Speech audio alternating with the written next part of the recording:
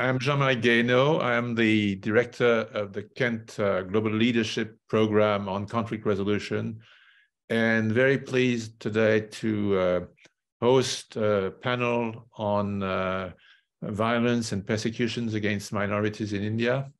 As a conflict resolution and a conflict prevention program, we believe strongly that this is an issue that needs to be addressed now. And I'm very grateful to our distinguished panelists. I will leave them handle this all the issues, but I would want to introduce Rumila Sen, my colleague at Columbia University. She is a distinguished political scientist, and she's done a lot of field work in India. She has a book coming on the trajectory of Maoists and how they go back to the political arena after having left it. And so I couldn't think of a better moderator to manage this panel and to address all the very important issues that we need to discuss today. So I will leave it to you, Rumila, to introduce the other panelists. Thank you so much, Jean-Marie. Thank you for this opportunity and for organizing this very timely webinar today. Our focus today is on the rights of the religious minority, specifically the Muslims in India, and the perceived systemic violence against this religious minority. I would just, for the benefit of some of our students, just quickly in 2 minutes sum up why we are having this panel today, and as Jean-Marie mentioned, why it is so timely. And then I would take the opportunity to introduce the panelists, just to give you a sense of how we have organized this discussion today. We will then ask all the panelists to give their 4 to 5 minutes take on why they think it is an important issue and what are the specific dimensions of this issue that they would want to highlight. And then I would ask maybe 1 or 2 follow-up questions. And eventually the last, but the most interesting part of this discussion is when we open it up to the students and those of you who are attending this webinar today, so you can ask questions to our distinguished panelists. So just to give you a quick discussion, hopefully most of you already know the context, but India is the largest democracy in the world. And one of the dimensions about India that we hear a lot today is that it's an economic powerhouse. And alongside that, we also hear that the democracy in India has been facing some of these challenges that it did not face before. Right. And this is important because for the longest time, the democracy in India was considered one of the exceptions in the region, particularly compared to other countries that emerged from similar backgrounds of colonial domination and exploitation and oppression under the British Empire. India somehow managed to have this democracy for a very long time and maintain it for a very long time. And the Muslims, and again, as most of you know, the British, when they left India, India was partitioned into India and Pakistan. And the basis of this partition was religion.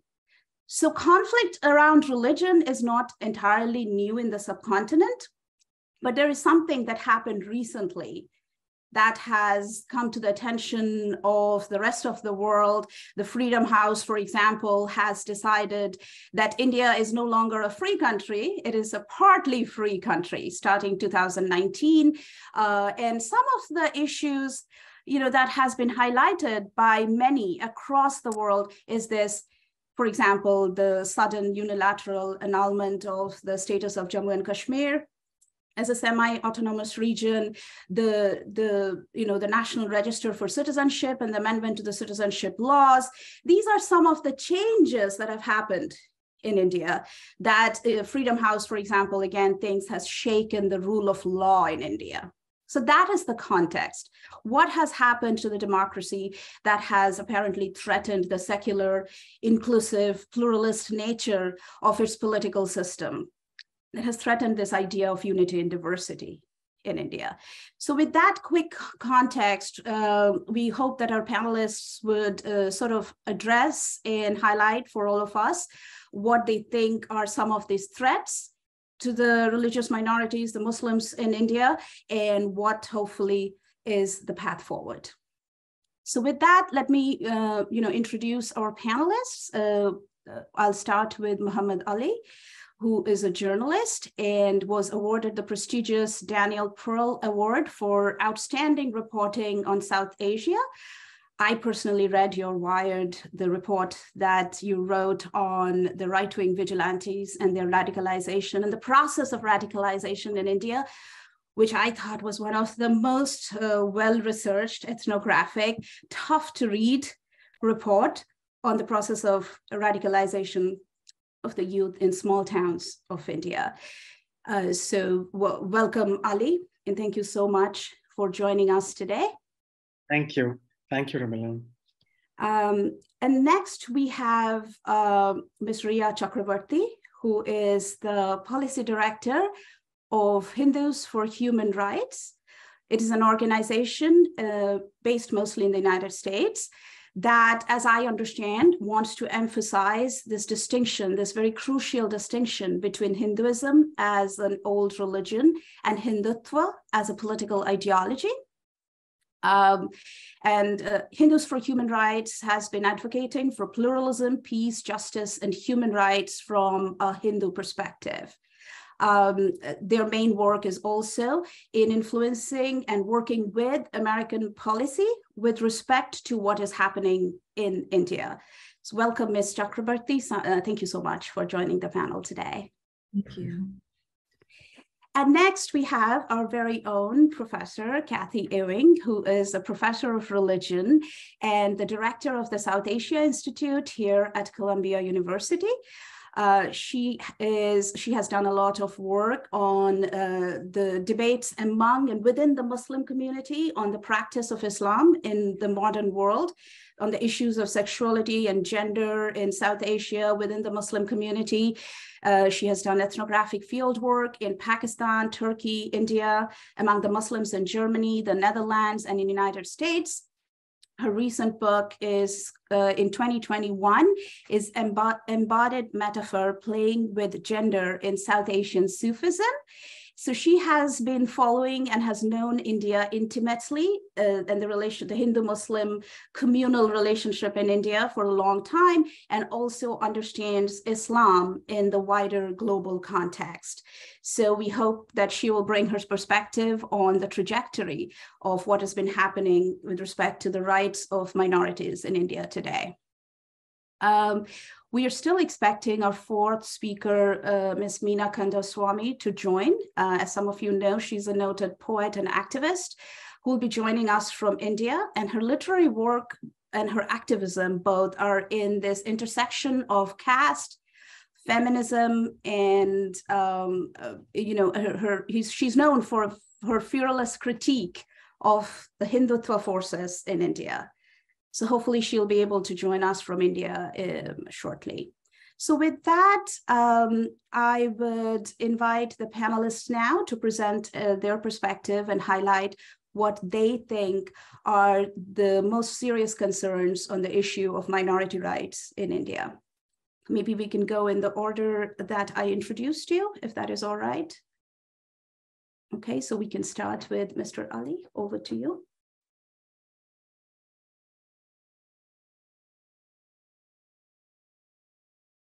Ali, I think you're muted. Can you? Yeah, is this better now? This is good. Well, I mean, the subject is like, so the situation in India has been better in the past, and it's so there's a lot. I mean, a lot can be said, and but when it comes to because I was asked to speak on the role of the media, especially social media and journalism, in shaping, amplifying, and driving violence against religious minorities and its implication for democracy. The problem right now is that every form of media, popular media, mainstream media, YouTube, social media, I mean, even Facebook, WhatsApp, all have become, a propaganda platform, which are disseminating, all kinds of propaganda, be it love jihad,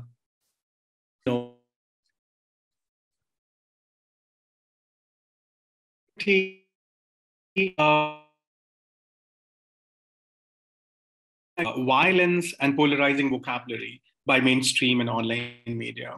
We have thousands and thousands of hours of hateful shows in Hindi, regional media, even other regional press in in other parts of the country, like South India, for Karnataka, for example.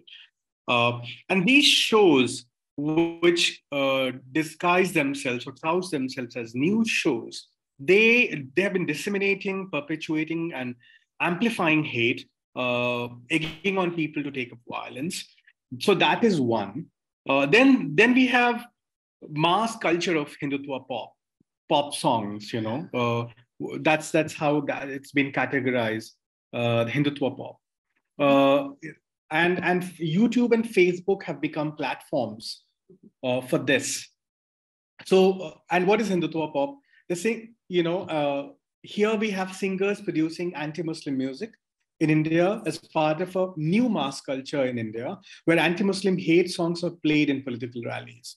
And you'll find hundreds of such music videos on YouTube and other social media platforms, which are being distributed by supporters of the Hindu right-loving, and they are sharing them for their messages of hate, abuse, and even threats of genocide targeted at the Muslim minority.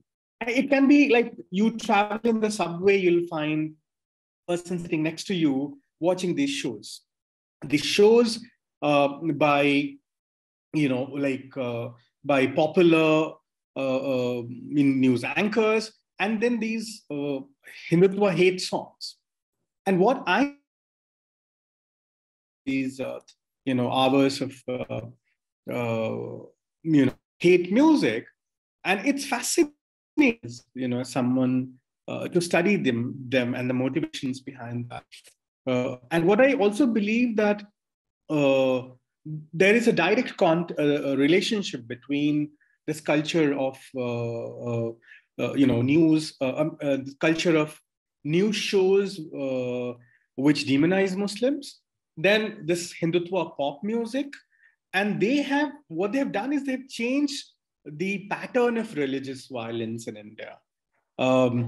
We know that the historical patterns of riots and massacres in India has been that a leader gives a speech and the riot spills out on the streets. But that pattern has changed. You don't need that necessarily. All you need is a song. You just play the DJ and it will fulfill its task. It will move the mobs and make them participate in violence, massacres. You don't need an instigator to incite violence. You set the tone, you set the track, and the hate will rock. Needless to say that this form of music has shocking parallels with those produced under the Nazi regime in Germany in the 1930s. Now, what has also happened is that the popular media in India, be it Facebook, be it YouTube, and thousands of channels on YouTube, they are targeted at only one thing. They are aimed at one thing, that to present Muslims as perpetual jihadis who want to kill Hindus, who want to harm Hindus' culture. And, so, for example, I want to take one popular news channel called Z News. And its head editor called Sudhir Chaudhary. He distributed, shared this jihad network. I wish I could show you the different kinds of jihad. He says that we have love jihad, we have land jihad, we have education jihad, we have all kinds of jihad with which Muslims are perpetuating and waging against India. And what they also aim at doing is that I feel that it's part of a larger structural violence that involves the creation of a systematic narrative that Muslims are marauders, and predators of land, livelihoods, and women. Because the jihad that the popular media in India right now talks about is land jihad, that Muslims are grabbing land. Love jihad, that Muslims are falling in love with women and luring women and then converting them in a bid to overpopulate, and in the country. So overall, these programs contribute to the anti-Muslim narrative. I also wanted to talk about briefly about COVID jihad, for example. And this is just one example how everything turns into anti-Muslim narrative. When COVID was happening, at the peak of COVID, the popular media in India talked about COVID jihad, where thousands of hours of Hindi and English news kept repeating that Muslims were responsible for spreading, COVID. So, and similarly, we have land jihad, where there was several studies which have been done that of prime time debates, news programs, and social media posts around that term of particularly land jihad, which shows that the mainstream media is broadcasting and the propaganda of the far right, whose conspiracy theories they had earlier discarded as the fringe. And I am talking about, say, a decade ago, because this idea of land jihad, that Muslims are out there to grab India, the lands in India, it was earlier discarded by the mainstream media as fringe. Now that conspiracy theory has been legitimized, and with the media's active support, conspiracy theories are appropriated by Hindu extremists and BJP leaders in their specific regional context to build a campaign against Muslims. Now, what is the motive behind land jihad narrative in India?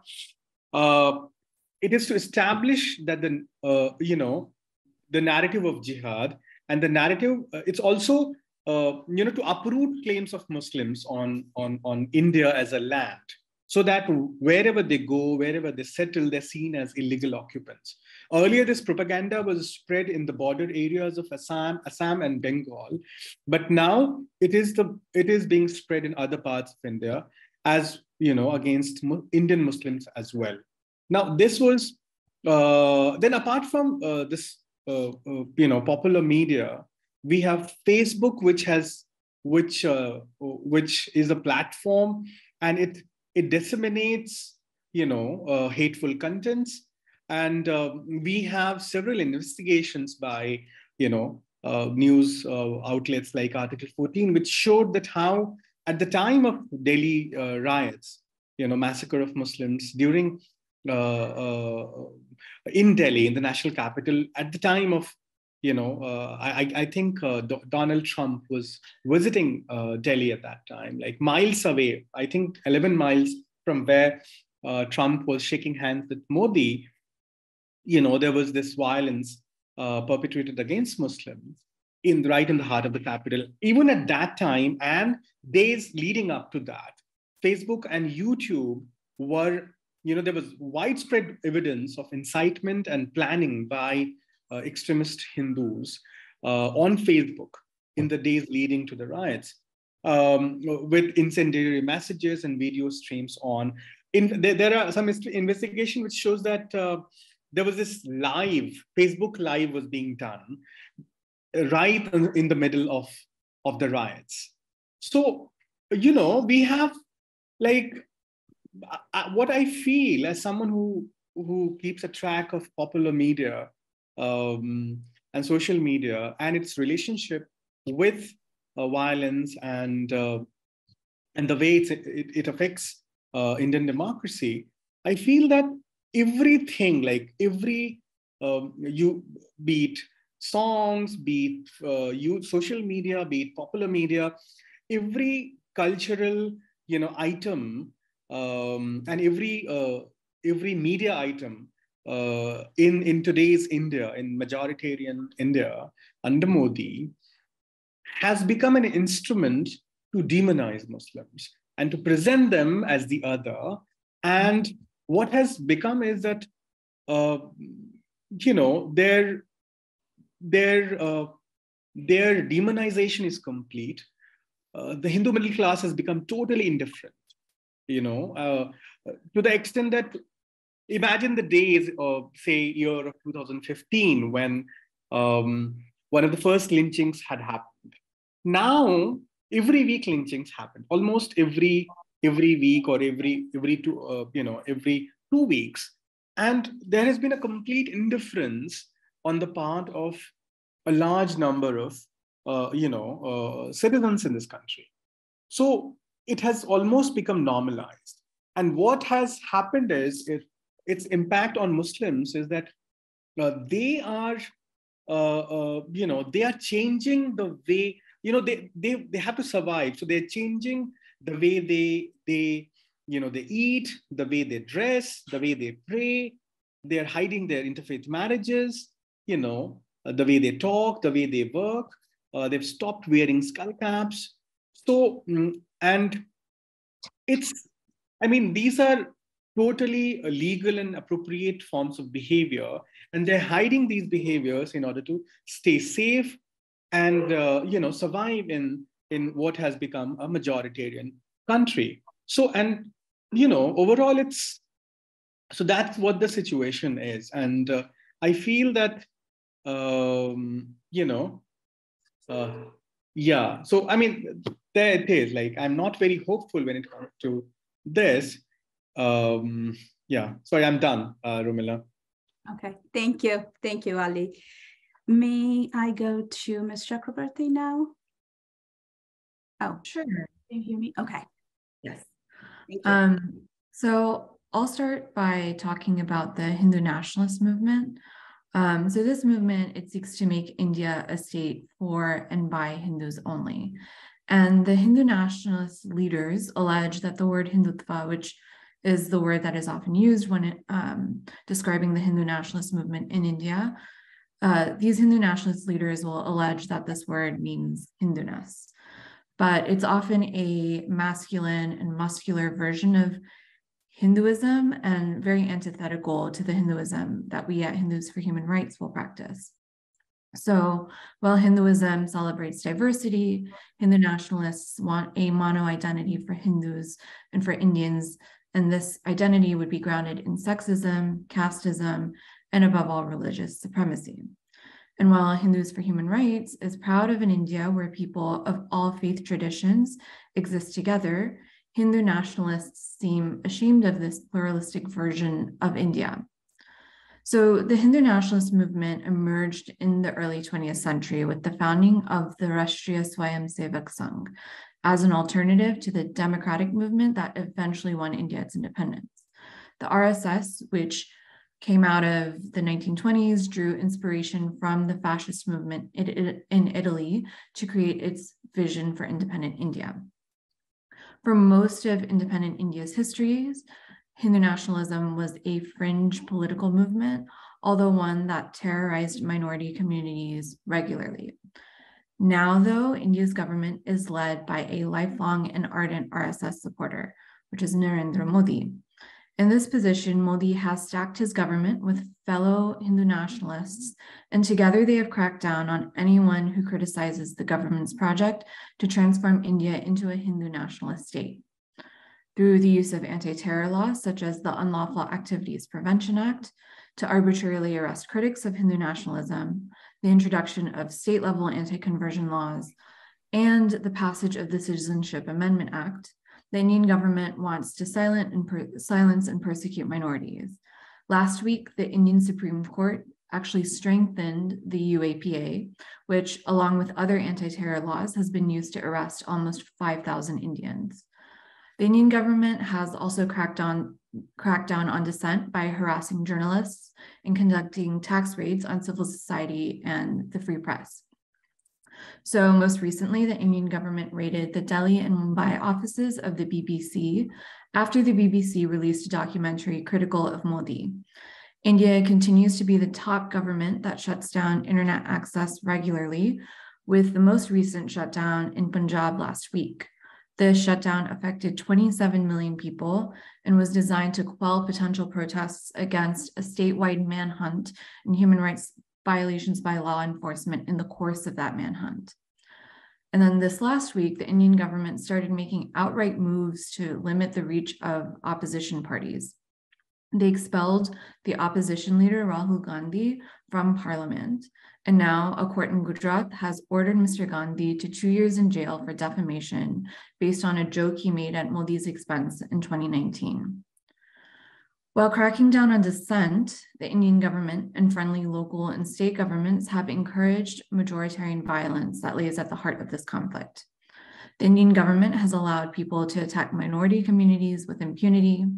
There are few, if any, legal ramifications for known leaders of mobs that lynch Muslims and Dalits for eating beef or for entering interfaith or intercaste marriages.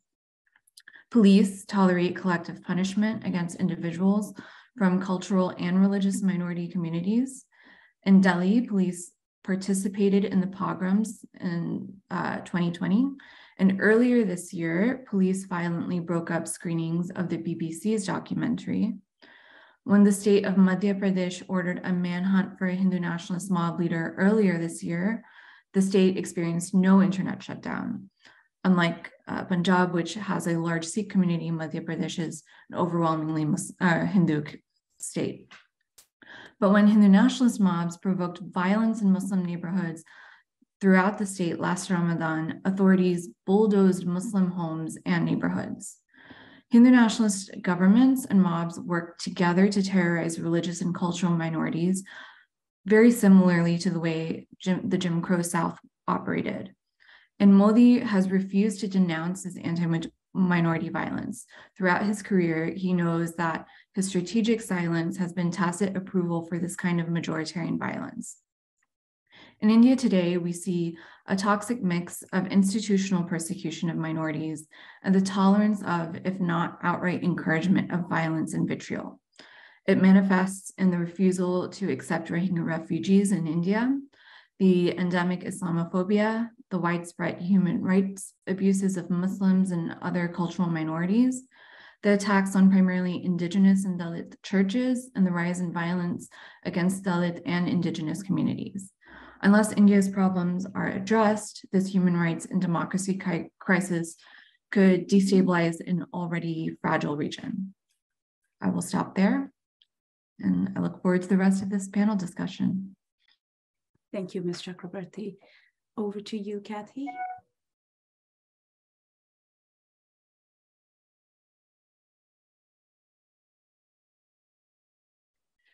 I just want to thank you for organizing this panel on this incredibly important topic.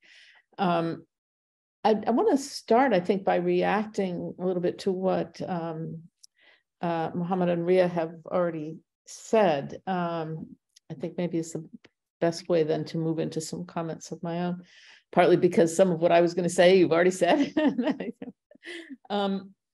So the, Mohammed was raising all of this incidents of violence, the incitement to violence. And one might ask, well, why? Why is all this violence being incited? And, there are some answers. I don't have an exhaustive list of answers, but some might be, of course, mobilizing blocks of voters, which at some level is an outcome of the democratic process itself. I mean, part of the democratic process is that you have to get votes.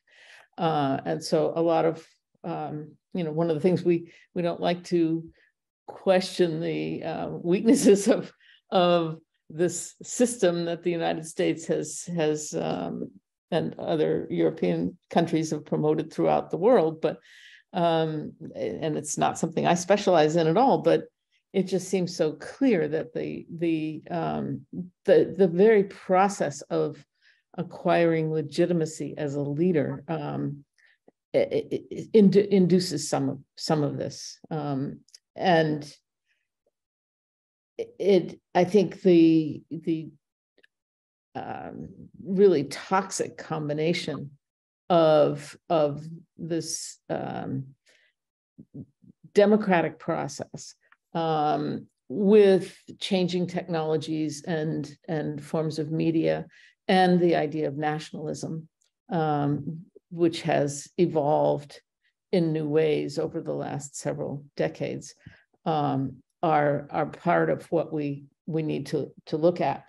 So, for example, the relationship between masculinity and nationalism is something that we're seeing stirred up in a lot of this, and there are moves that are made to. I think you were, Mohammed, studying the incitement of youth in villages, and what is being appealed to.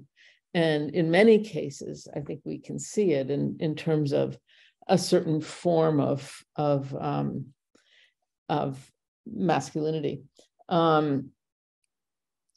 So we could see some of this specifically, for example, in the destruction of the Babri Masjid in 1992, where you get this kind of appeal to some of the imagery that both of you were talking about of Muslims as invaders, as a threat to the Hindu nation, and an incitement to a kind of powerful violence. I mean, there was actually sort of young men being trained to destroy this mosque. And at the same time, it was highly visible in the media as something that built up over the years before the actual destruction of the mosque. And I should just say, to indicate what was involved here was, in terms of the rhetoric, was that there was the claim that the birthplace of the Hindu, very important god Ram, was at the site of this mosque, and basically the child depicted as a child, Ram, had to be protected from this invasion of Muslims and the mosque that they built, hundreds of years ago, on this site. So it's activating these idea of the nation as a kind of Hindu nationalism,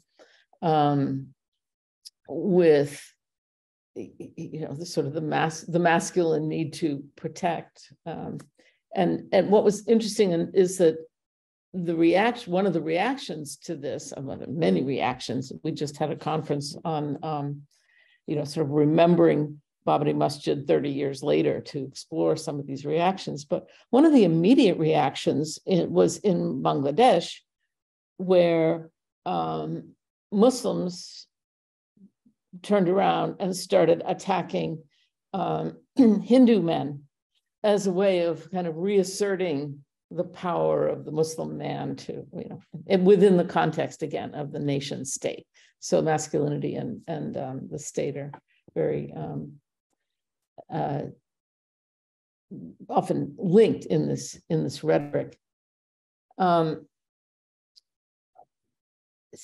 a point I wanted to make in connection to what Ria was saying is that there are these various moves to control rights and cracking down on dissent.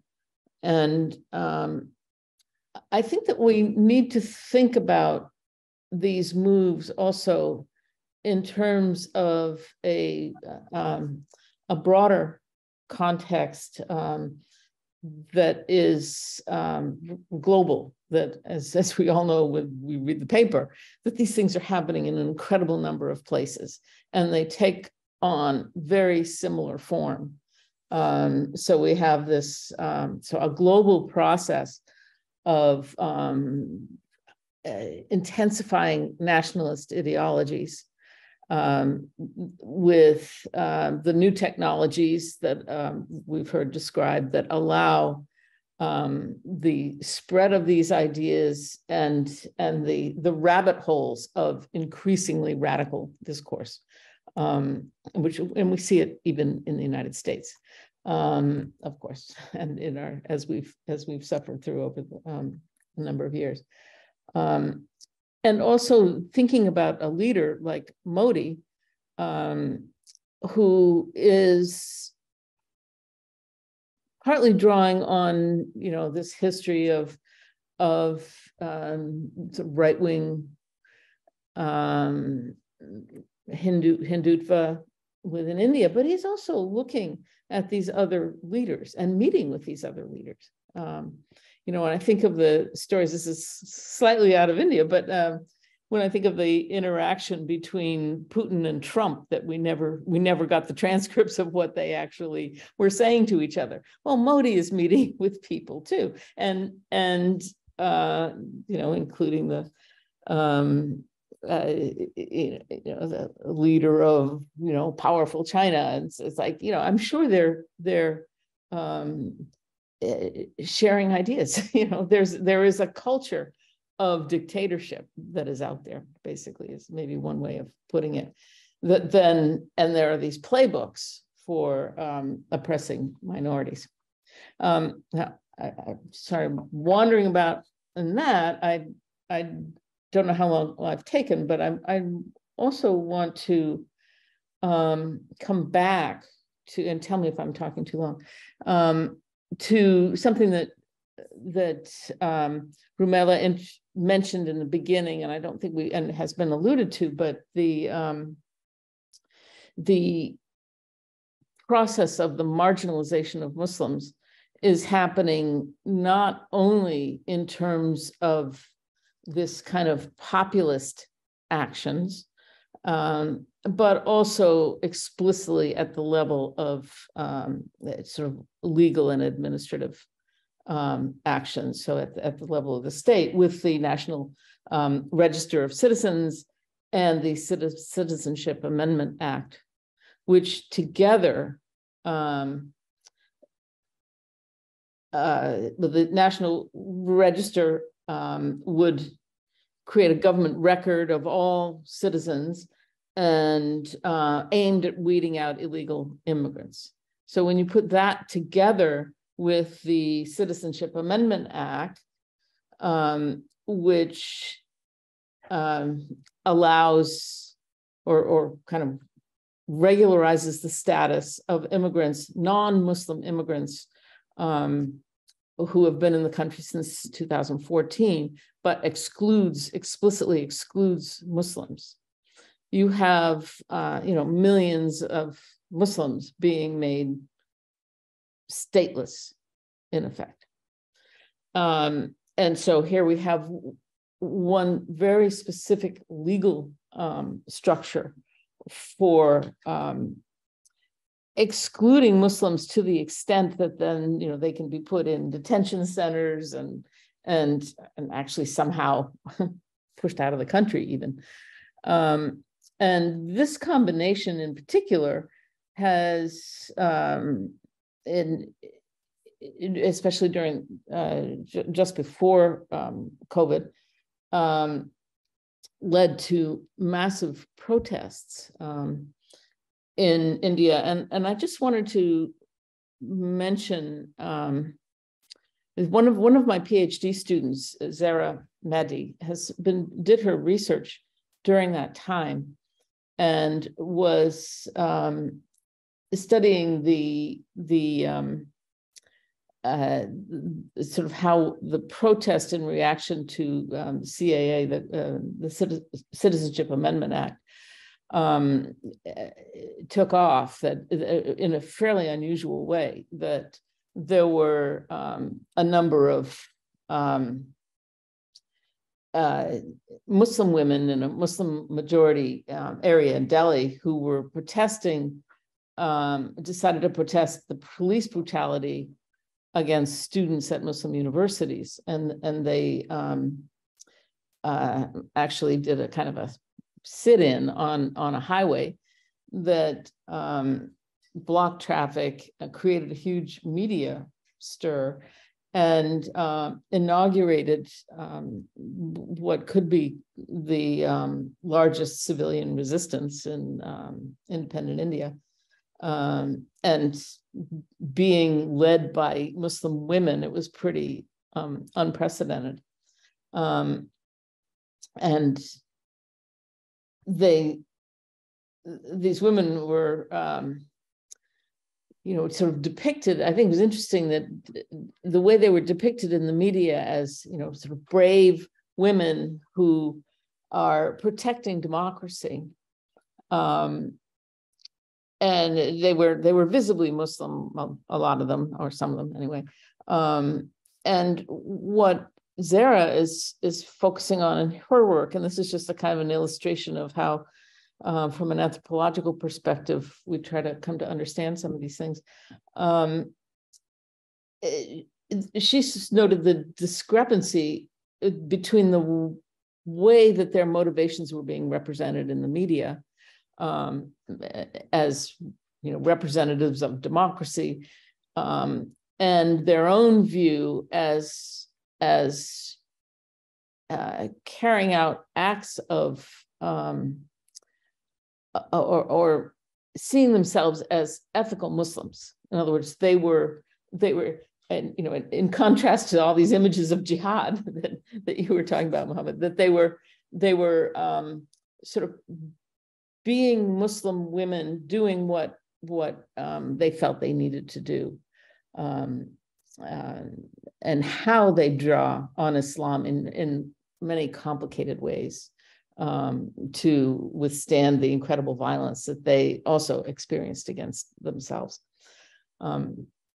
So there's lots of other stuff that I would love to talk about, but I think I'll sort of pass the baton and leave.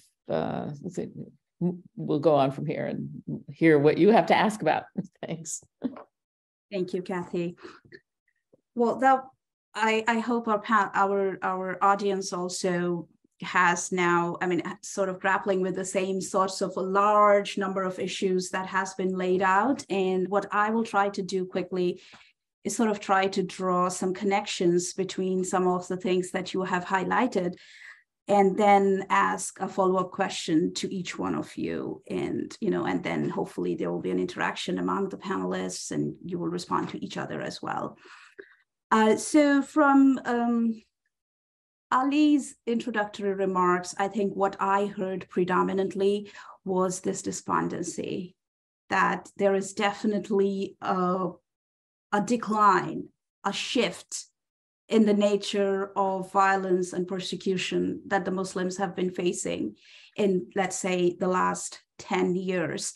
And what you highlighted predominantly are these nuts and bolts of this grassroots marginalization and, this portrayal of Muslims, as you say, as predators, right? As that they are the purveyors of disease. They are the ones who are, and this term jihad has been used and weaponized in a way like nowhere else before, right? So there is love jihad, there is land jihad, which is, I think, highlighted all these grassroots mechanisms. You also talked about these Hindutva pop, or was it Hindutva rap, right? Which is now a mechanism of recruiting and radicalizing people. And you mentioned that, this has changed how riots happened, right? So, and Ria, sort of your statement, which is, I think you brought out this overarching, the landscape of what you called rightly the systemic persecution. So I think it complemented what Ali was laying out, which is a grassroots mechanism, and you were talking more of the more overarching framework of systemic persecution that's happening at the level of laws, also suppression of dissent. You mentioned that a few times, and at the level of media, the whole importance of freedom of press in a democracy. And I thought what stood out to me is the comparison with the Jim Crow South, the segregation and the institutionalized persecution of the minority, which seems that there is a finality to this, that there is sort of, this is a kind of persecution from where it is very hard to turn back unless there is some sort of, organized conflict resolution and organized, attempt to turn the tide back, right? So the systemic aspect of it. And in highlighting all of these, particularly the protest of women, I think you brought in something, this contrast between the masculinity of this majoritarian state. And, I really enjoyed the democracy, the critique of democracy, the toxicity of the democratic system, which is a game of numbers, where the majority seems to have this power, built-in power. And you highlighted that, and you also, which is probably going to be my follow-up questions to you, is you also highlighted something that is very important, this worldwide persecution of Islam. In this whole, the negative stereotyping of Muslims, which Hindutva seems to have drawn sustenance from, this justification that they are drawing from this worldwide trend and the negative stereotyping of Muslims, even in the United States or in other European countries. So this is sort of the way I'm trying to connect, the big picture, the grassroots level, the systemic national level, and then there is an international dimension to it as well. And so my follow-up question to Ali was that you were talking mostly of the social media and also the use of music and the popular media in demonizing and sort of, portraying the Muslims in a way that the majority seems indifferent. That, to me, I think was the most important part that stood out to me from your introductory comments, that the majority seems to be indifferent, right? And if I might, you can correct me if I'm wrong, it seems like that is the fundamental shift from before, right? And for the benefit of the audience, if I might quickly, highlight this, the majority here are the Hindus, who are 80%, roughly 80% of the population. And the minority Muslims are roughly 15% of the population, but 15% of 1.2 billion people is not an insignificant minority, right? So there's 200 million Muslims in India, which is, if I'm not wrong, the third largest Muslim population in the world after Indonesia and Pakistan. So this is a question that will affect the rest of the Muslims and how we understand democracy as. So my question to you is, given what you have described as this all-consuming process of demonizing the Muslims through the media, what role do you think the media can play that will help turn the tide back, would help sensitize the majority Hindus, for example, so that they are no longer indifferent? Is there something that can be done? Or do you think there is no hope at all? What is the way forward? I mean, it's media, if media starts doing what it is supposed to be doing, right now media is working as an instrument of propaganda of the Hindu right. And what I also believe that it's not only the Hindu right, I mean, it's, India, it's its phase in history. I feel that lots of processes started, 100 years ago, completing. So, India has to go through this phase in history. I mean, so right now, the society has turned so right that the media wants to catch eyeballs, and the media wants to play on that popular aspirations of the majority to become a Hindu nation. They have been waiting for this moment. I mean, as a journalist, I mean, I might be wrong, but that's what I feel in the eyes of these the Hindu radical, activists, with whom some of whom I've spent a lot of time with. Like for the Wired piece that you talked about, I spent over 2 years with some of these people, and I have had, a very detailed and long interaction with them. So, and their motivation is their conviction, and it's fascinating. It's like, I'm just in awe of their conviction. I mean, I know they've been brainwashed and But, to like, so answer to your question, what media should do, which will turn the tide? I mean, foreign media is doing something, and that's the only thing which has led to some awareness in the foreign audience about what's going on in the country.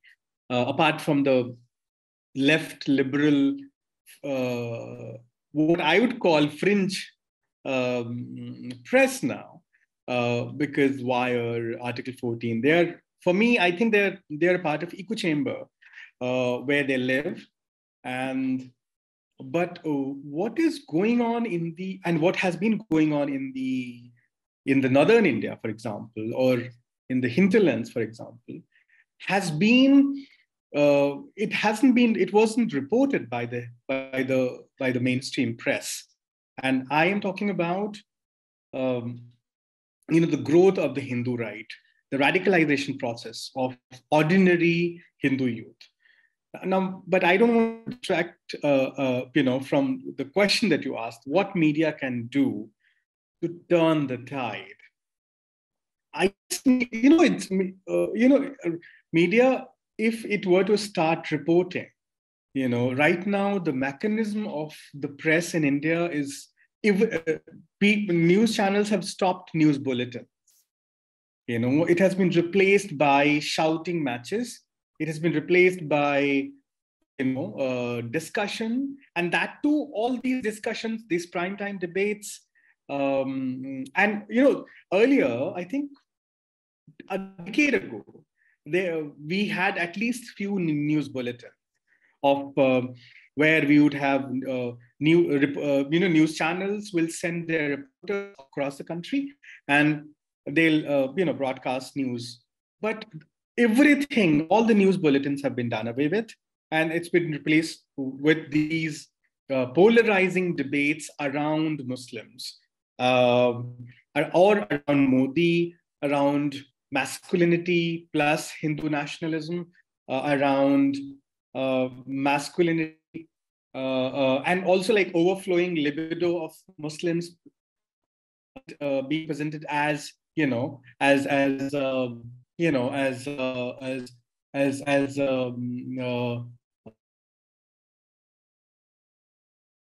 are out there to lure Hindu women, who are jihadis out there to capitalize on on the vulnerability of Hindu women.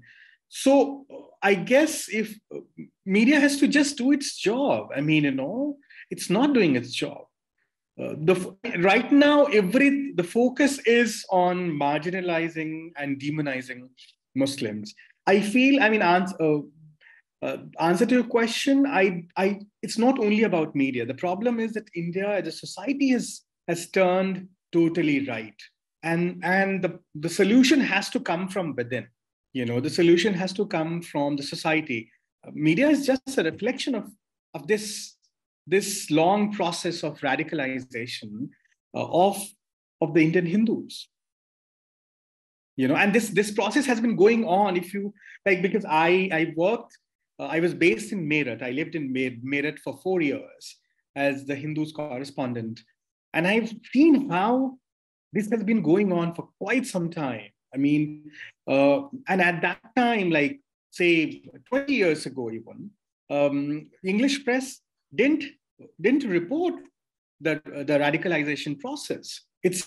I mean, we tend to demonize Modi and and blame him for everything. My point is that that's not fair. The radicalization process of India has been going on for quite some time. Like it's a century-year-old project. And yeah, I mean, of course, the amplification, the passion, as it were. I keep sometimes talk about that line from Yeats' Second Coming. That while the best lack conviction, the worst are full of passionate intensity. And that's what we are seeing right now. But this radicalization has been going on. Like, this one Bajrang Dal activist with whom I spent some time, he said that, Mr. Ali, whether I live or not, whether I remain alive or not, India will turn into a Hindu Rashtra. And if your kids have to live in India, they'll have to become Hindus. And he was saying, talking to me with complete straight face, with addressing me with certain honorifics also, calling me his brother. But he was saying, so what I'm trying to say is that, his dad before him was like him. His grandfather before him was also an activist of Arya. He was an Arya Samaji. I mean, I'm not saying that he was exactly a Hindu, right? But what I'm trying to say is that this process has been going on for quite some time. And it's just this radicalization is complete. But the same nonsense has been, and the same propaganda has been going on through RSS literature, through, like the book like of Gita Press, for example, which, so it has been going on for quite some time. I feel that it's just complete now.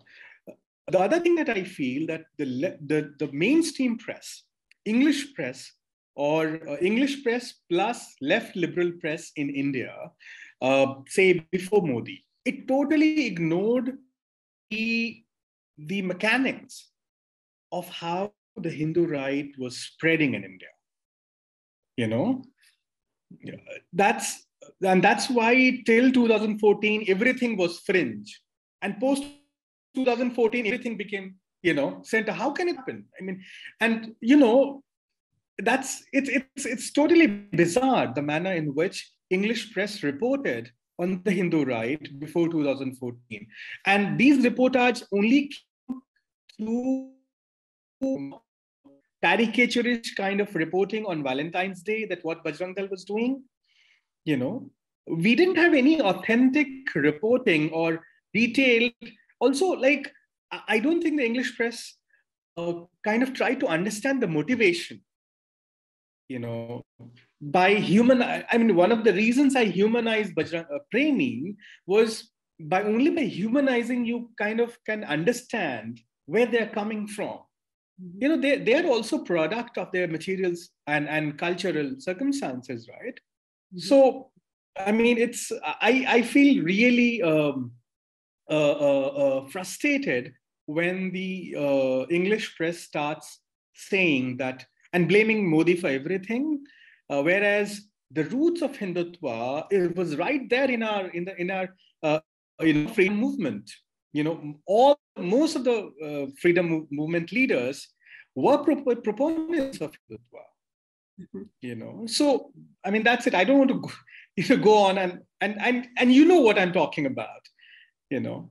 So like lynching, for example, it's been going on. The idea of lynching, the idea of violence, is very much rooted in the myths of Hindutva or various Hindu myths, appropriation of lower castes and appropriation of and the violence in that appropriation. For example, I'm talking about this book I just read by Aparna Vadik.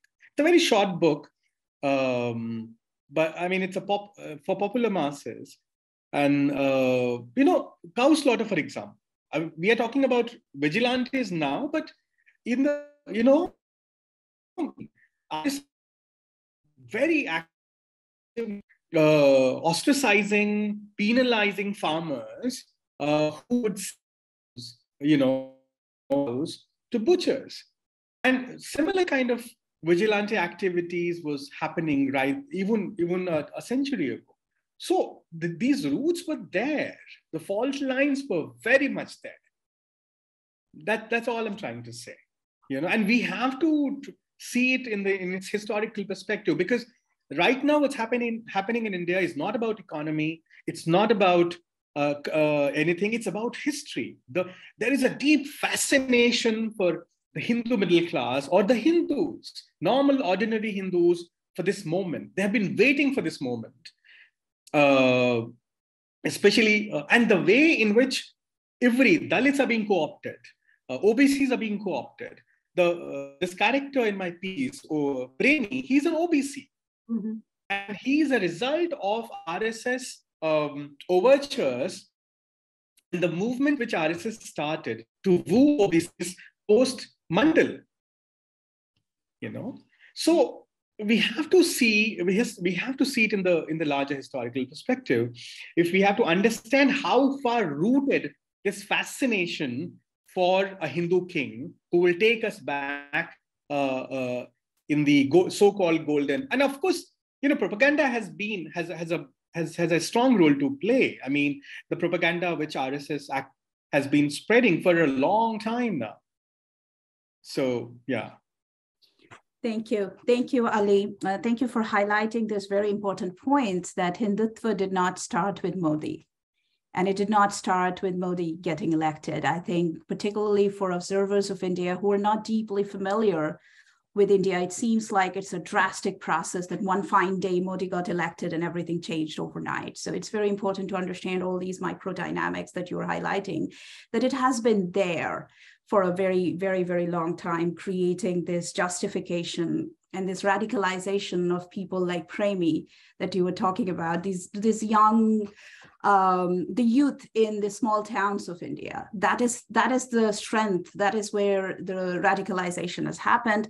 And you also, the other important aspect that you highlight, and I hope we'll get some questions on this, and our audience would also note this important point. You talked about humanizing and dehumanizing, these two aspects, this dehumanizing of the Muslims through all of these different mechanisms of casting them as the enemies of India, as the purveyors of disease, as people who are using jihad, land jihad, love jihad. This is happening on the one hand. And then you mentioned that, the way you have portrayed these radicalized Hindutva youth has also humanized them in a way, right? For this, given these characters that, a lot of us were not really familiar with, so-called foot soldiers of Hinduism. We now kind of get to see them, who they are, where they're coming from, what their reasons are. And this humanizing is often considered the primary condition of conflict resolution, right? In any kind of ethnic conflict, in any kind of civil war, one of the things that is there in the literature on reconciliation is that you humanize the enemy, right? Otherwise, there is no possibilities of dialogue there. Like, we close the possibility of dialogue. So that's something that was interesting to me. Now, moving over to Ria, I think one of the things that I said before, I really, really think is an important dimension that you highlighted is the systemic, the structural mechanisms of otherization of the Muslims that we see more and more becoming more and more prominent in India. So that's, if you take that on the one hand, and then you also take into account what Ali was highlighting before, which is important, is this also systematic indifference of the Hindu majority, right? Or you also described it, Ali, as this, the whole of India has turned right. It seems that the space for dialogue has disappeared, right? Or you also mentioned that the Hindus have finally found what they were looking for, and an excuse to go back to the cultural, mythical golden age, where the Hindus would finally dominate India, right? So that has come up in a lot of other commentaries as well, which seems to me then, from Ali's description of what is happening in India, that space that you are essentially trying, your organization is essentially trying to operate in, no longer exists in India, which is the Hindus who dissociate themselves from Hindutva, the Hindus who would sort of stand up for human rights of other communities based on their religion. So my question to you is, given this emerging landscape where, it seems like the Hindus are indifferent, to take Ali's phrase, that there is this indifference, how do you think, and what do you think Hindus for Human Rights can achieve? And what do you think are the biggest, or maybe if you could give us some examples of the biggest challenges that you're facing, given this radicalization within the Hindu community? Yeah. So as you mentioned in my introduction, Hindus for Human Rights operates primarily in the diaspora.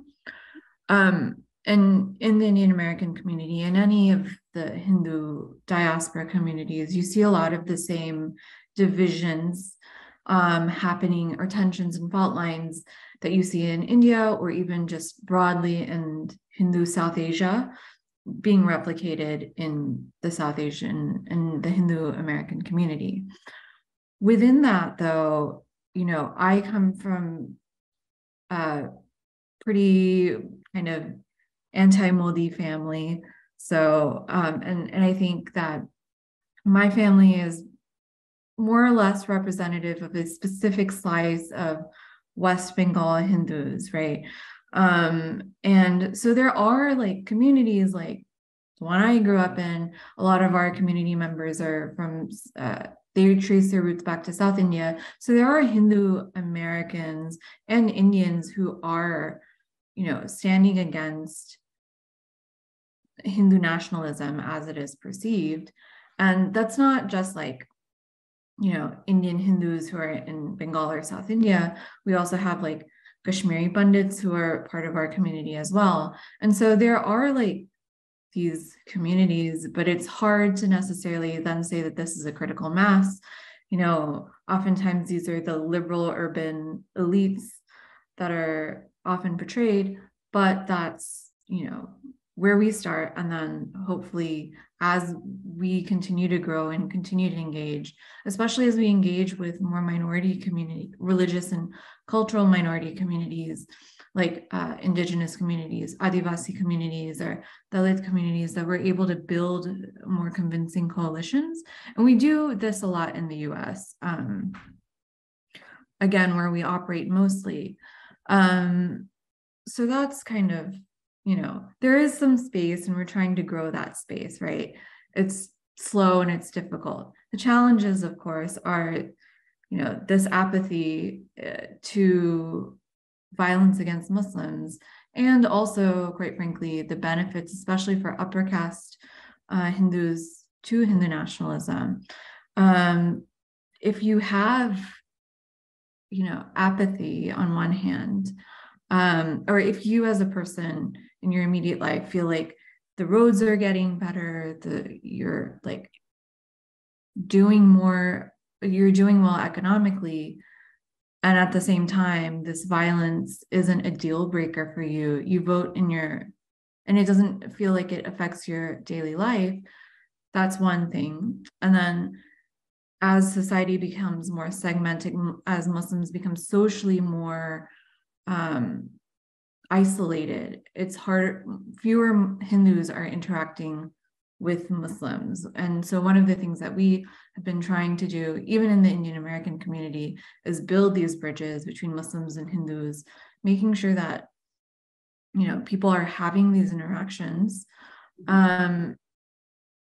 So that's another challenge. And then, of course, if we're a primarily American or primarily diasporic organization, it's really hard to change cultural things in India from not in India. So those are the main challenges. If I might ask one quick follow-up question, and then I know Ali has a question too. I see your hands raised. I would just ask one question to Ria.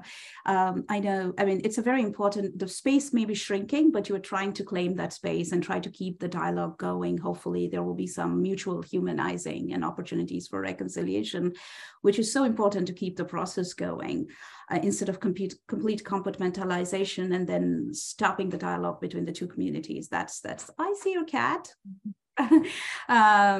It's much better than that complete, you know, compartmentalization of the two communities. My follow-up question was, since you do most of your work here in the United States, I understand that you also do the work of advocacy with the United States government. And there is often, even in that small restricted space where there are hopes for reconciliation, there is a resistance to United States involvement in the domestic affairs of India, right? So keeping that in mind, if you would give us some examples of what kind of advocacy work would you do with the US government? What is the role of the US government in this process that you see could be helpful or meaningful or significant? If you highlight some examples. Yeah, so the US government does this work. I mean, they have done political interventions, which obviously we're not advocating for. As Ali had mentioned before, you know, this ultimate solution for India has to come from within India, right? But there are things that the US has done with other partners that are an expression, one, of US values, and two, of, you know, following US laws that are on the books with regards to human rights. So one of the human rights issues that we haven't talked about here, but is worth mentioning because this is what we talk about with a lot of our advocacy, is India has a law called the Armed Forces Special Powers Act, in which the military can conduct operations within the borders of India. And this law has been used to violate human rights in Kashmir and in Northeast India. As the US seeks a deeper security relationship with India, it's going to try to send more money to the Indian military. And so one thing we want to advocate is that US dollars, as per US law, are not used to violate people's human rights by the Indian military.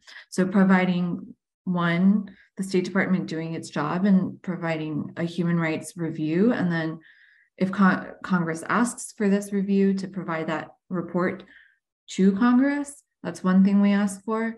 The other thing is, right now, Congress is writing its yearly appropriations bill to determine how the US government spends all of its money.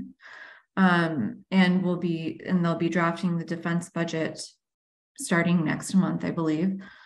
So in those two bills, to include language for any money coming from the US to India for security assistance, for that to have a human rights condition, and for the State Department to provide a human rights assessment for the money it sends.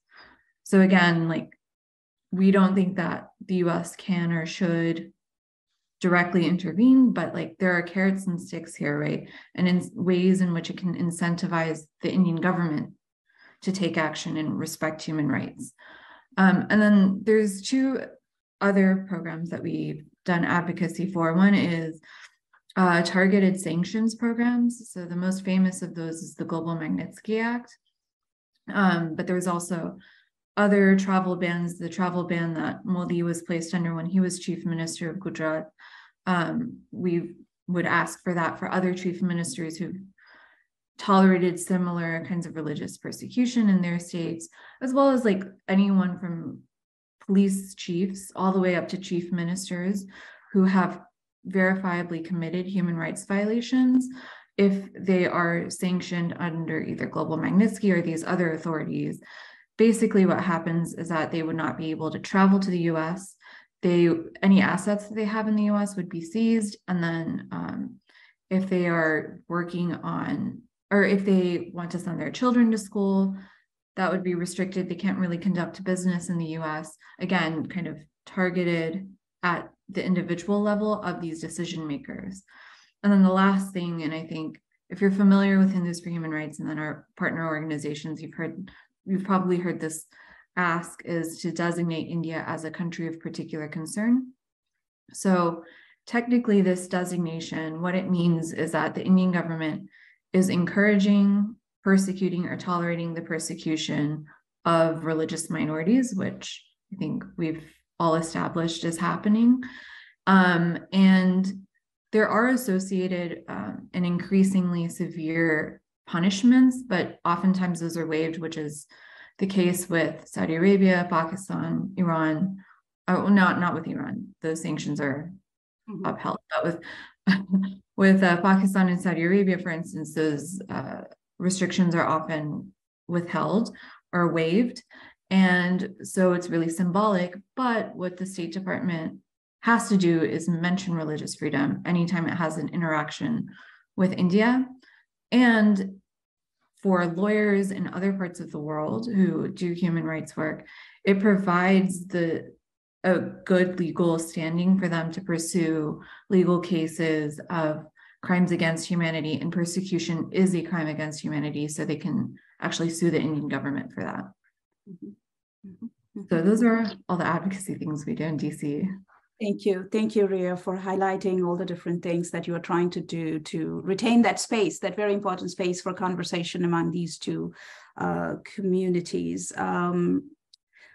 I would like to go to Kathy next and ask a follow-up question, because you have the unique expertise. You have worked on Sufism, which was of interest to me, because in India, Sufism has often been, from my very limited knowledge, has often been taken as an example of syncretic dialogue and overlap between Hinduism and Islam, and how the two different religions have existed side by side the longest time, and Sufism shows how Hinduism had had an impact on Islam as well. And these were often cited earlier. So we have this before this kind of polarization and right now. So before, this was one of the examples that would often come out, given that, see how the two communities have existed side by side. And then my first question to you is, do you think that kind of overlap, that kind of understanding of this Indian culture is made up of both Islamic and Hindu traditions,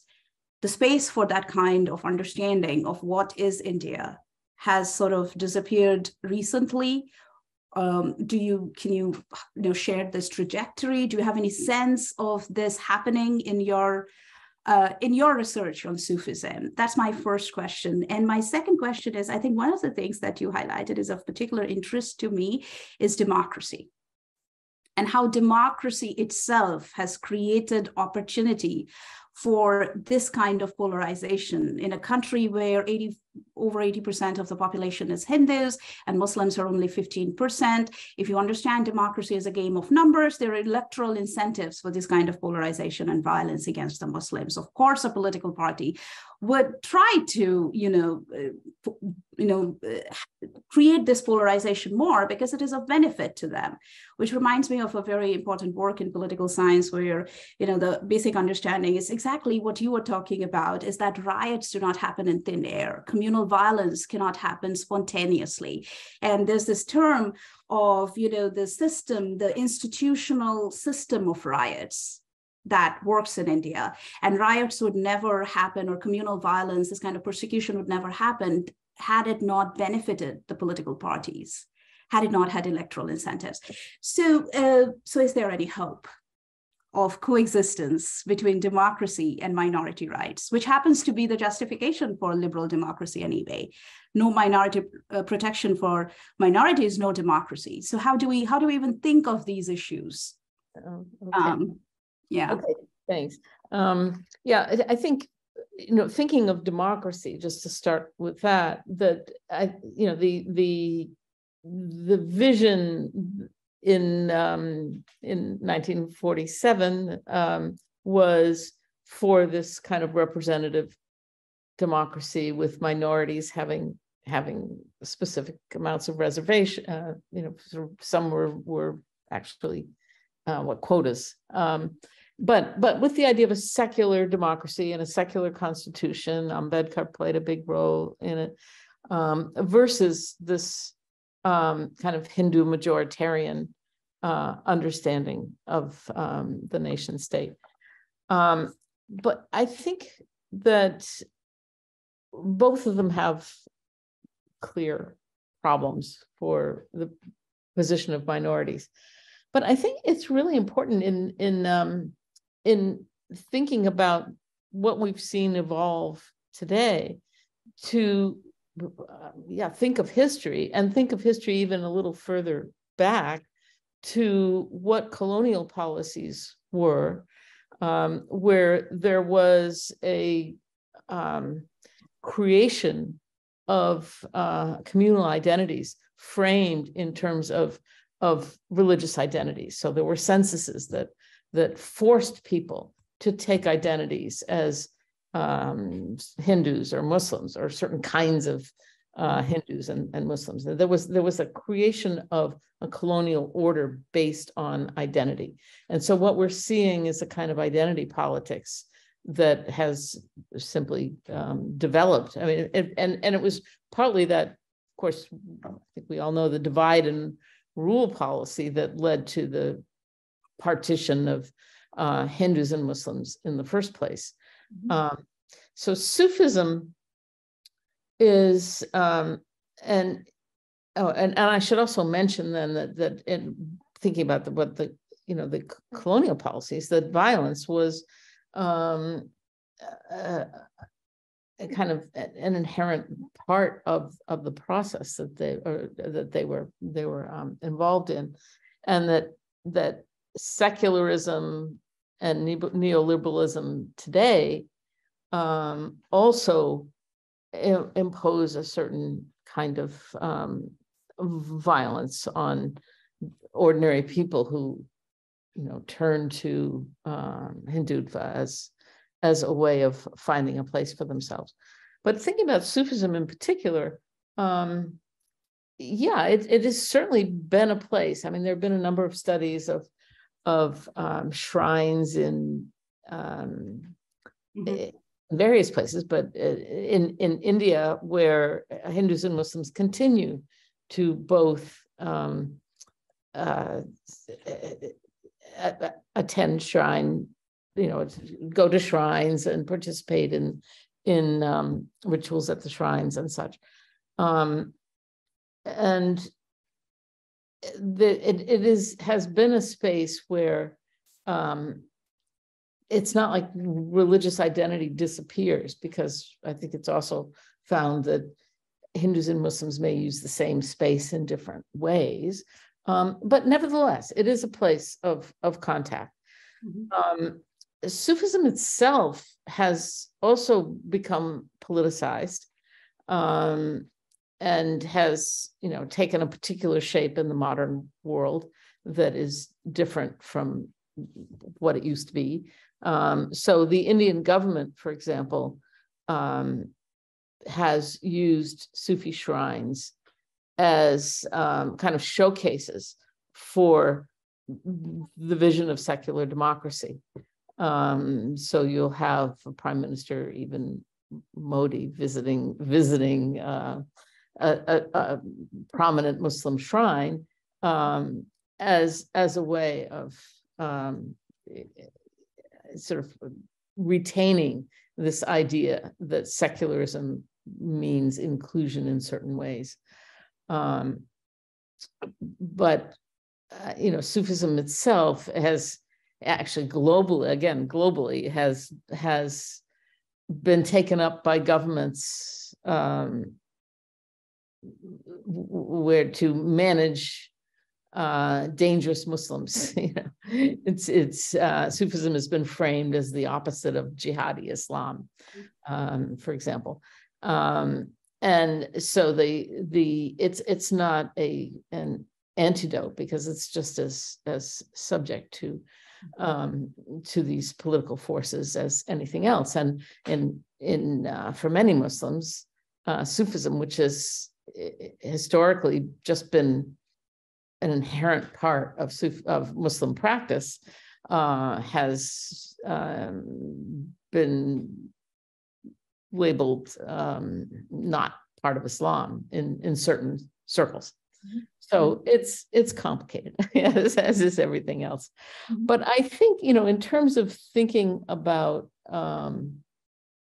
sort of ameliorating things, I think there had been, and it's still important, but in the trend in scholarship was to trace the roots of many of these intractable problems today to colonial policies, that we're seeing the continuing effects. I mean, it hasn't been that long, really. And we're seeing the continuing effects of these policies of imperial rule that were taken over by the independent governments, and reaction to these policies. So if we go back and think, the question of people becoming, really concerned about becoming Hindu and protecting Hinduism against, the forces of not just against Muslims, but against the forces of secular modernity. has, what does that mean? And I think that there's been a concern really since the late 19th century with framing a form of Hinduism that could compete in the modern world, to put it in kind of neoliberal terms. And to, so Arya Samaj was one example of that, or Brahmo Samaj. And so I'm actually working on a paper on representations of Ramakrishna right now, and part of it is looking at this the Hindutva reaction to American scholars and their representations of Hinduism, and saying that these people like Wendy Doniger's finding sex in Hinduism, for example, or sexual images in Hinduism, and that these are forms of an insult to Hinduism, and Hinduism needs to be protected against that. And I know that within diasporic Muslim communities, this is a sort of a very important aspect of this protection of Hinduism. But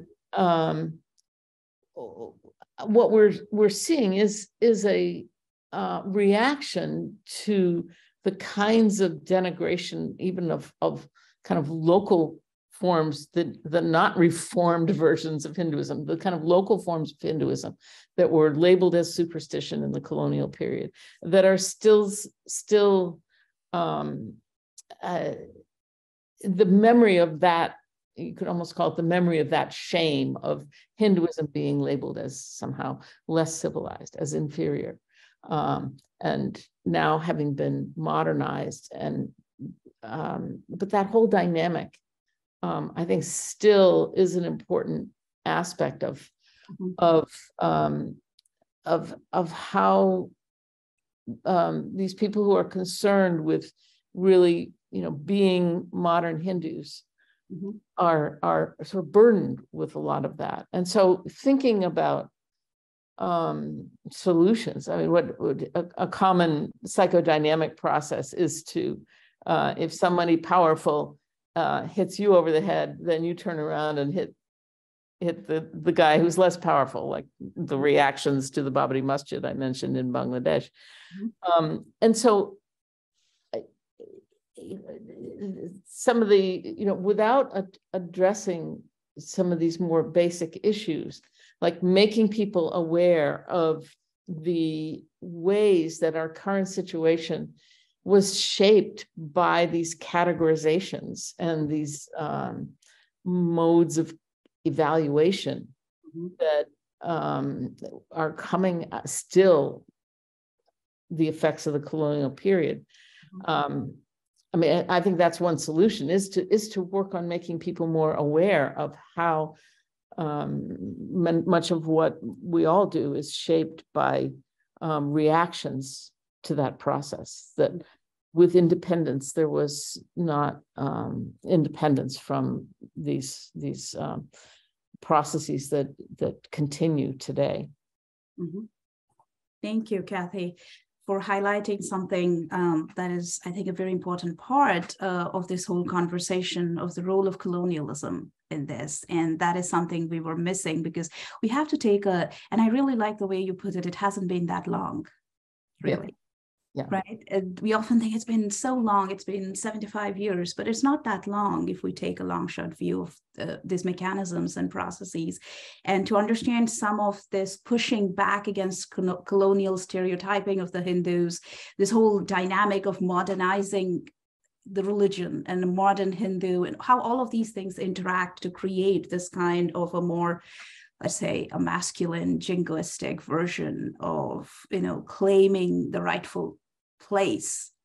And we often hear that in the right-wing rhetoric, that Hinduism is here to claim its rightful place in the world and to claim its rightful heritage of a few thousand years. I forget the number of years, but a few thousand years of legacy, right? So there's a very important dynamic that you highlight, and I think that is very important part of this process. I know that Ali had a question, so I would start with Ali.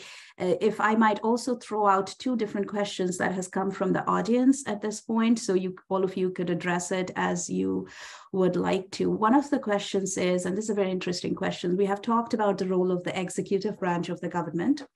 We have talked a little bit about, in a parliamentary democracy, the legislature is very limited because it's, after all, the majority of a particular party, which is the majority in the parliament. And so this whole majoritarian dynamics of democracy in India. But what we haven't talked about, one of the institutions which has also played a very important role in this whole dynamics, is the role of judiciary.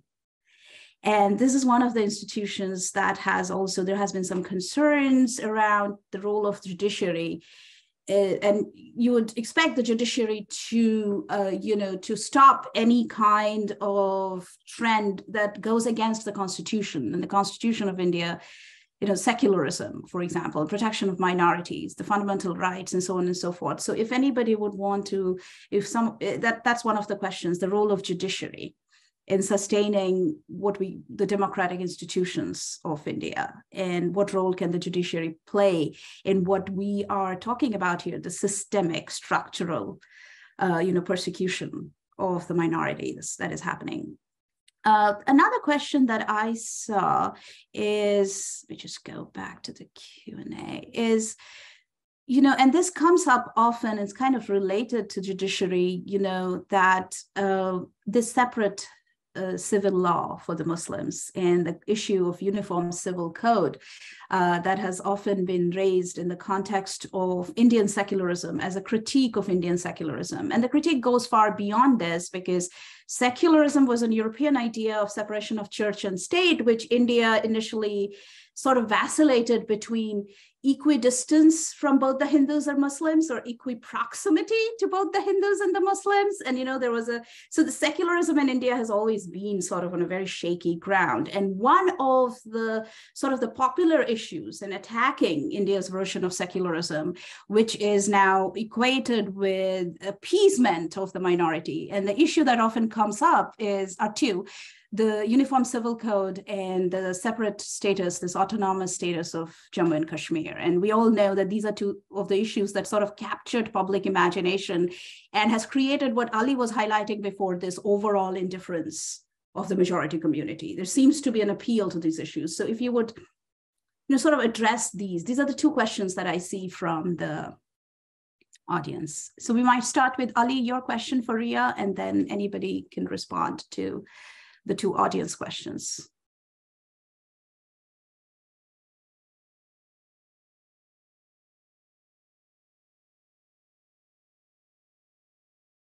Ali, do you want to? No. I didn't have a question. I just wanted to say that, I really appreciate Hindus for Human Rights and the kind of work that they've been doing in the diaspora. I mean, it'll be great to see such initiatives in India, because that's where the process. Well, I mean,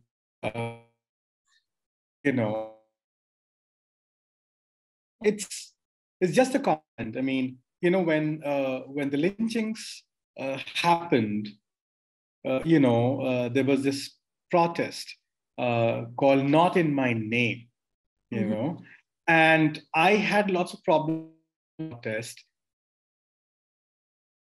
Not in my name, because according to me, like, and I feel that, the name should have been in my name, like the protesters were saying, don't lynch Muslims in our name.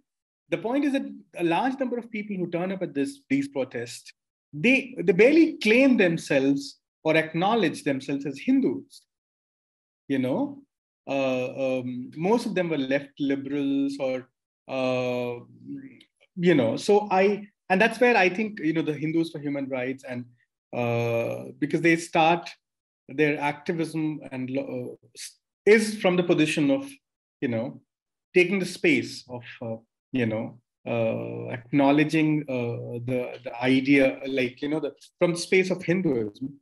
That's where all their activism starts. Whereas in India, a large number of these sites of protests, they don't have religion in it, like, which, and all these people there, they and also they should have said that the lynchings are happening in our name, like, because lynchings were happening in the name of Hindus. So there, there was lots of problems. I remember I saw that, but that's all. No questions. But I wish to see such initiatives in India, and that would be something great.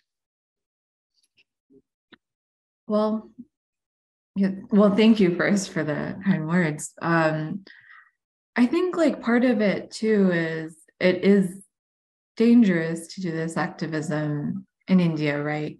Like there is some risk that people have to make, but I will say that we are trying to create this space in India. I mean, or at least finding partners who can create the space, because I don't think we can directly, and in ways that are safe, and of course engaging, I think, the Hindu institutions that are willing to be engaged on this.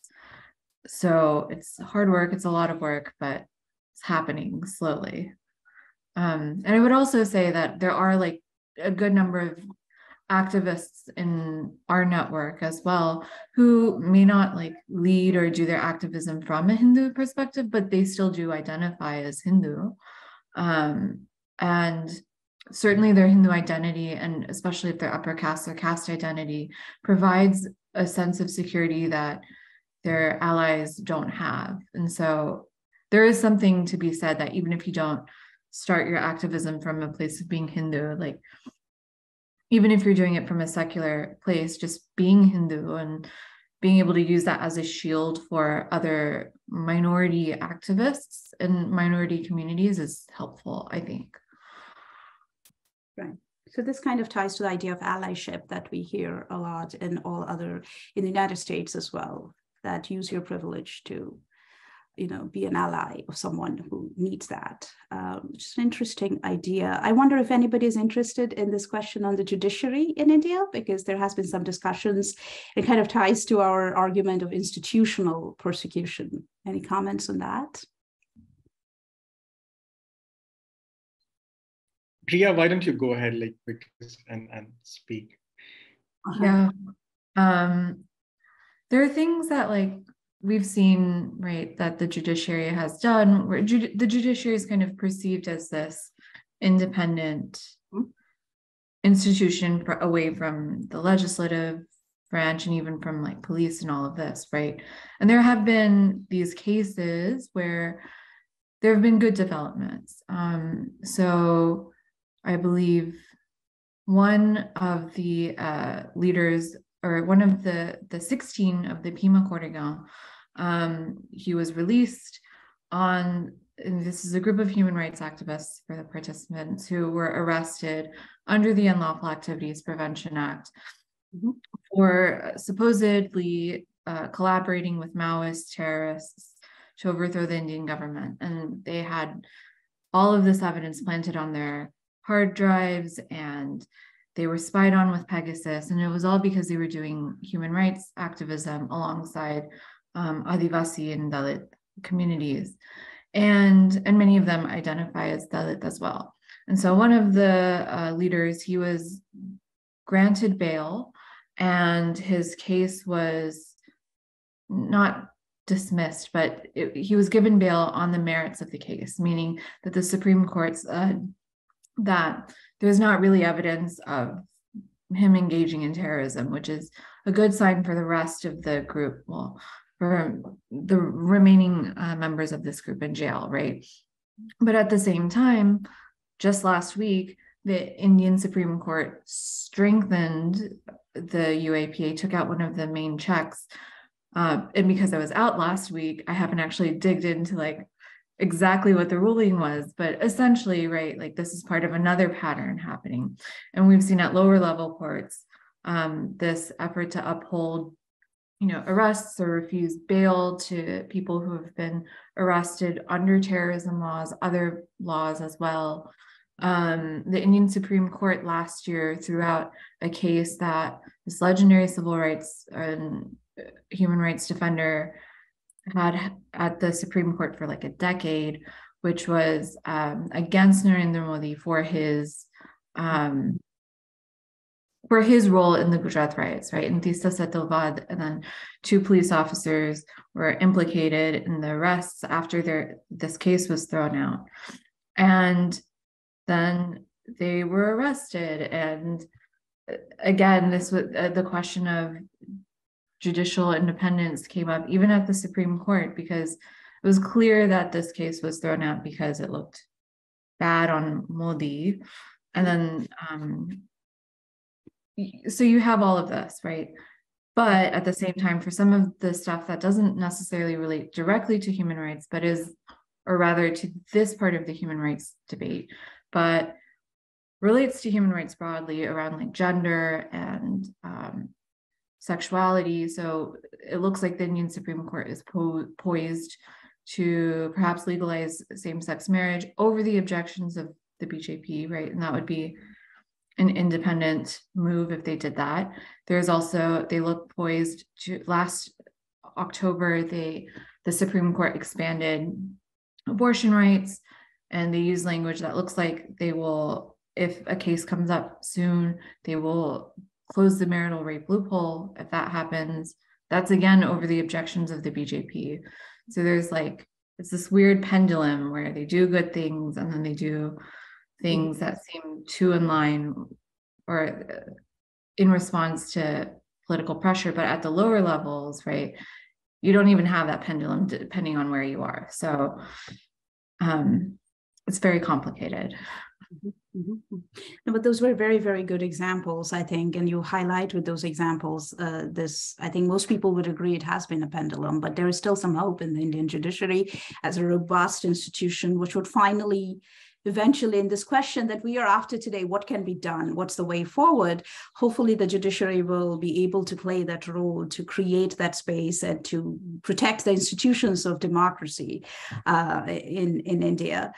Another question that I found really interesting from the audience is, actually there are 2 questions here. The first is, what kind of initiatives would you expect from the civil society, particularly, even if it's separate, so the Hindus as a society and the Muslims, that would be an antidote to the worsening relationship between the 2 communities? What kind of initiatives do you think would help? What can be done from within these communities that you think has not been done? I know Ali has highlighted this, and there is, I think, a broad consensus on this increasing indifference of the majority. So maybe we could talk a little bit about the initiatives that has been taken or can be taken from within the Muslim community to fight back. We saw some of this, for example, I'm now reminded of this whole discussion that Kathy mentioned before, the protests that happened in India, the Shaheen Bagh protest. In that context, I think that was celebrated all over the world, right? For a unique civil resistance, a nonviolent resistance to the mighty Indian state. There were discourses around kagas nahi dikhayenge, that we don't need a paper to prove our citizenship. So is there anything that you're seeing in India, and this is a question to all of you, that you think are reasons for hope, that resistance that is coming from within the Muslim community? And if I might tag the second follow-up question, this is actually in the same question, I just broke it up. And the other question I see here is, for people who are not from India, who are following this, our audience are students who are looking at this and are asking, so what can be done? What can be done that is not, reminiscent of this whole colonial narrative, or it's not from a power, imbalance and inequality that the right wing anyway raises. That is an interference. Kathy was mentioning that the Western scholars are portraying Hinduism in a certain way that is a negative depiction. So not in that dynamics, but from the perspective of allyship, what can people do do you have some pointers, perhaps, that what can be done if you are not an Indian, but you believe in democracy? So those are the two questions. This is something that Ria knows a lot more about than I do, but one of the things that I know, and if you're not in India, then sort of that question is that I think, for example, that there is real ignorance amongst Americans more generally about the way Hindutva is playing out in the diasporic Hindu community, and so and is playing out then in American politics and elections. And so I think education, not just of diasporic communities, but of the mainstream American population, is really important. Mm-hmm. Mm-hmm. Thank you, Kathy. I completely agree with Kathy, what you just said. In places like New York and New Jersey, we have definitely seen material ways in which Hindu nationalism is bubbling up in the diaspora. So if you're not Indian or Indian American, or even Hindu American, right, like join coalitions to fight, say, caste discrimination. This is something, a really broad base of coalition organizations came together in this fight in Seattle last month. Mm-hmm. And so that's at the local politics level. And then if you want to look more broadly and look at what's happening in India, one thing that I've been hearing a lot of is like that other Muslim communities need to step up in defense of Indian Muslims, right? So Indian American Muslims, Indian Muslims are doing this fight, and it's hard and lonely work.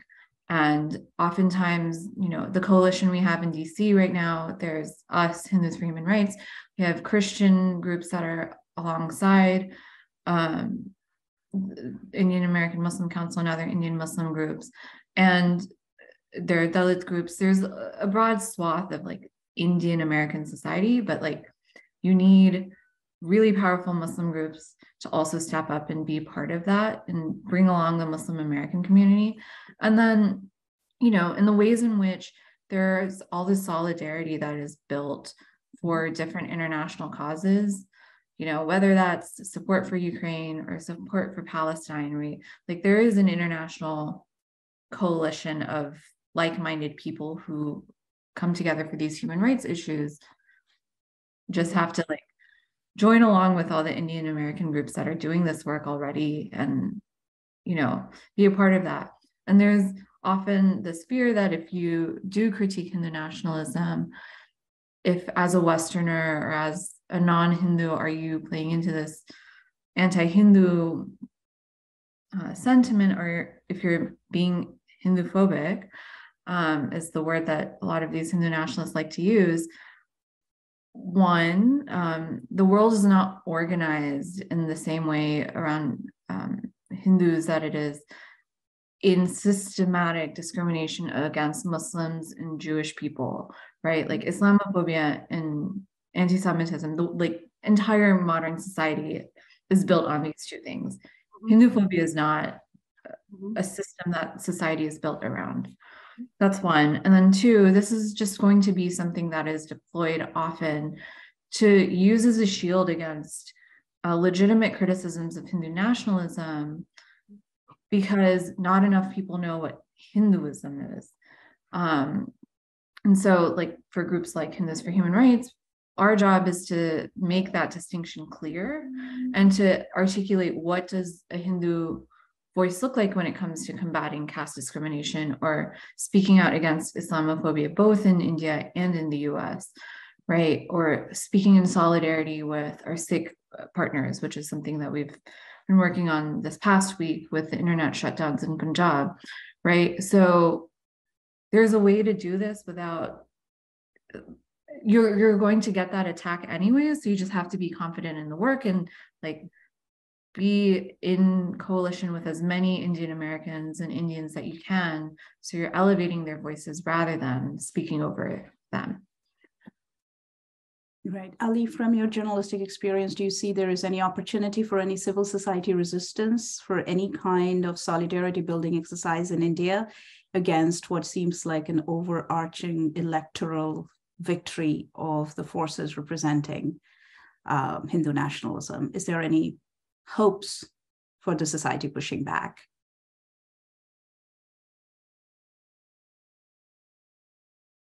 I think you're on mute, maybe. I can't hear you. Yeah. Oh, yeah. I mean, to be honest and to be very frank, I don't see any hope. Because unless until you have a bigger narrative, right now, every narrative is being subsumed by the narrative of Hindutva. And I don't see any other narrative which is, which is more captivating, more, right now, I mean, the manner in which, I mean, I have never seen the Indian public relating itself with the Indian state. Mm-hmm. The Hindu India sees itself in the Modi government, and it comes up with excuses on behalf of the government. And media does the same work. Mm-hmm. Modi doesn't go, and Amit Shah they don't go to the media telling that what they have to do. Media does it on its own. So, and people, so they see themselves in the Indian state, and never, I don't think, ever in the history of India, maybe probably for a few years during Nehru or Indira, but not to this level. I mean, and in every class, be it working class, be it the lower middle class, be it the upper middle class, all of these people see themselves in the Indian state. Mm-hmm. And they just come up with excuses on behalf of the Modi government. Mm-hmm. So and this fascination, this propaganda building, this radicalization, this brainwashing,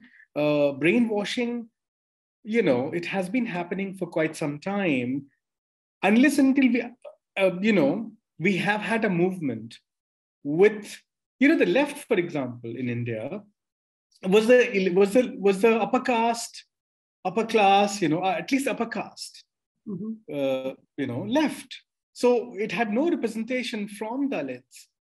I mean, like I give example, like, I mean, Bengali Bhadralok, for example, the way they look at religion as culture, and people I've seen who were in Naxalbari movement, who started as communists, they are Modi supporters now. And not to make any sweeping comment, but I'm just saying that unless and until we have a movement with a far-reaching, kind of participation from the people, and I don't see that. I mean, the narrative, Hinduism has been hijacked for so long by a particular group that, and it's too powerful now. I don't see any hope in the coming future, at least. And I think the cycle of history is very slow. So I'm not saying that it's not going to go away, but at least for next 3 decades, we're screwed. And also because Modi is coming up with an electoral mathematics, electoral formula, which has everyone, like it's all encompassing, So because essentially the power, his power does not, or the power for not only him, he'll be replaced for in all likelihood by Yogi, and then we will actually look at remember Modi years, with nostalgia. So this fascination for him and people like him doesn't. It's far more rooted in history, so yeah, he's coming up with this electoral formula which has everyone, which has I mean, it started with non-Jatavs, Dalits, non-dominant OBCs, and Brahmins and all the upper caste. But now, because RSS work is like fascinating, it's like mind-blowing. I mean, just to talk about RSS in diaspora, like we have RSS chapters in more than 35 states in the United States. And they do these, let alone in India, like, I mean, they have, I keep roaming around with RSS pracharaks in northern India, in UP, and they will take me on their bikes. And so on the road, they'll say, oh, there is this village, and we have like, 15 pracharaks or 2 pracharaks there. And they have everything on their fingertips because they've been working for quite some time. So they're far more rooted and they have penetrated India. And the manner in which they've been going on, in all parts of India. Because one day you'll find that BJP is coming to power even in states like Tamil Nadu and even Kerala, right? And then suddenly media will say, oh, RSS, Modi has swept. Right now, irrespective of the governments, RSS work goes on. So we get to see only when BJP government comes to power, but the work of the BJP is facilitated on the ground every day. Like, look at the Hindi newspapers and take any Hindi newspaper, say Dainik Jagran, for example, 20 years ago. You'll find the similar news stories. In a Hindi newspaper, you'll have every day at least 3 stories of cow slaughter, of Muslim youths going after Hindu women, and Muslims attacking the culture, the symbols of Hindu symbols. Like, it's so that, that has been going on for quite some time now. So I don't see any hope. Of course, we need movements and, people work on the ground. And I know many, like many journalists also. One of them I know, she's got Nagar, started this organization called Sarfarosh, if I'm not wrong. But overall, there's no hope. I don't see any. This is a sobering message, perhaps, and I don't know how to tease a note of optimism out of this, except perhaps what Kathy said before, and that is true, that there is a long shot view that we have to take of history. Absolutely. Right? Yes, and that there will be these small islands of resistance, perhaps, in what we can see this whole, in Ali's word, this whole ocean of despondency. But hopefully there will be, like Shaheen Bagh was, even if it was short-lived, even if this protest was short-lived, but there were these. We needed Shaheen Baghs in Sukhdev Vihar, in Jorbagh, in like the fight for Indian terrorism has been put on the shoulders of Muslims. It's like preaching to the choir, Right. Why do we expect Muslims to fight for secularism? Hindus were never told, upper class, and even Dalits were not told that secularism is actually more important for them because they're the majority. Their country will be turned into a monolithic nation if they don't fight for secularism. And that's an important point, that democracy is not majoritarian if it is a real democracy. The survival of a democracy in a diverse society like India depends on the protection of minority rights, because if you do not protect the minorities, you cannot sustain the democracy. So hopefully there will still be movements from within India, and there will be solidarity from across the world, and there will be incremental improvements made in the next few years. If it's not overturned immediately, we can all, I think, cheer for hopes for some incremental changes that will eventually add up over time, right? And on that note, I just want to thank the panelists again for joining. And, this was an important conversation that Kent program has, sort of organized. Thank you for inviting me to moderate this panel. It was an opportunity for me to interact with all of you and really learn from all of you. And I really appreciate that opportunity. And thank you to our audience for all your questions. And I hope there are more conversations happening all over the world on these issues. Thank you so much. Thank you for your great moderation. Thank you, Romila, for moderating, and thank you for having me. Bye, everybody.